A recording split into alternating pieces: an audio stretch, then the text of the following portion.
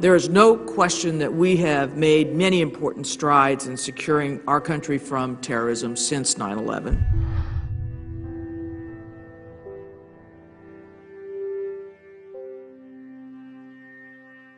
But the threat continues to evolve.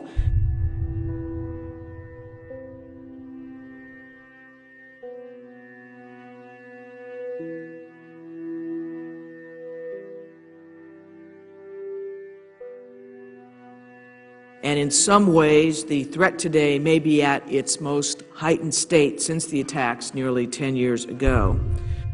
But I think if you just take those three pieces of evidence right there and add 2 + 2 + 2, you have the U.S. government letting Mutsalab on the plane with an intentionally defective bomb. The war on terror is a fraud, and it's being used in a manner to take away your rights for whatever reason. In addition to the core al-Qaeda group, which still represents a threat to the United States despite its diminished capabilities, we now face threats from a number of al-Qaeda associates that share its violent extremist ideology. Among these groups, we are also seeing an increased emphasis on recruiting Americans and Westerners to carry out attacks. They are also encouraging individuals in the West to carry out their own small-scale attacks, which require less of the coordination and planning that could raise red flags and lead to an attack's disruption.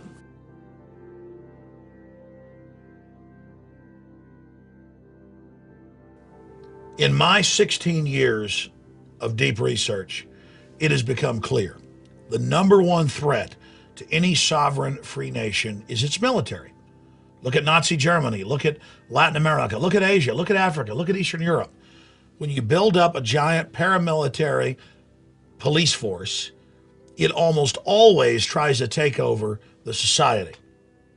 In the last 12 years, we've watched an acceleration of militarization of police. We've watched threat fusion centers, the 10 FEMA regions expand, the Governor's Council. I've been to urban warfare drills where our own military is training to lock down and barricade and blockade U.S. cities and confiscate our firearms.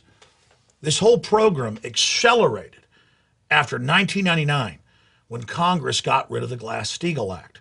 It allowed private central banks to issue unlimited counterfeit financial instruments known as derivatives. And we've heard that, oh, the military and the police state, the TSA, it's for al-Qaeda.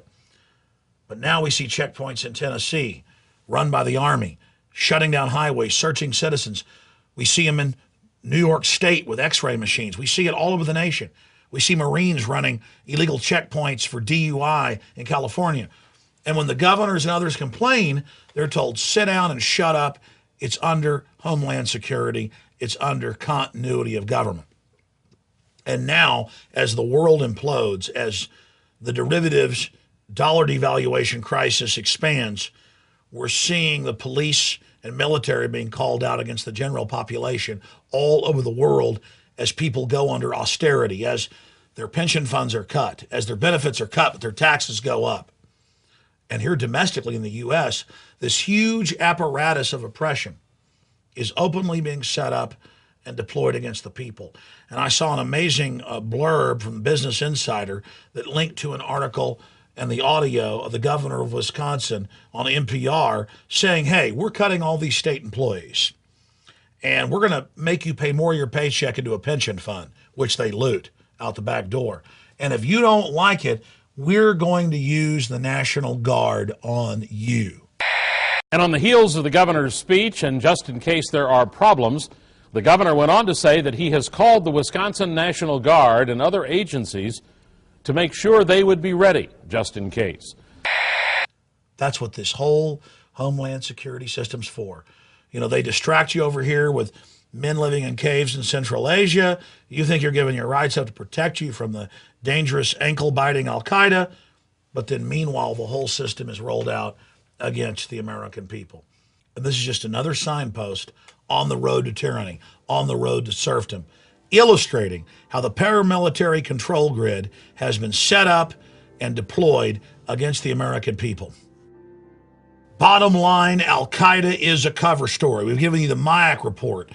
and all the other internal documents that prove this apparatus is designed for the American people. And it's being rolled out nationwide with the TSA on the streets of America. It's being rolled out with governors shooting their mouths off saying, you got a problem with me? Armed force is standing by. The globalists know the American people are awakening. They know people are becoming aware of what's happening. And if they can sell the military and police on going along with this brazen attack on our liberty and to be this homeland brigade to suppress us here at home, they're going to get away with it. It's only going to get worse from here on out unless we get the word out and take our states back legally and lawfully through the 10th Amendment. You have been warned. Visit Infowars.com and PrisonPlanet.com. When you're on the site, you can also tune in 24 hours a day to my daily radio broadcast. There's also a free iPhone app to listen to the syndicated radio show when and where you want.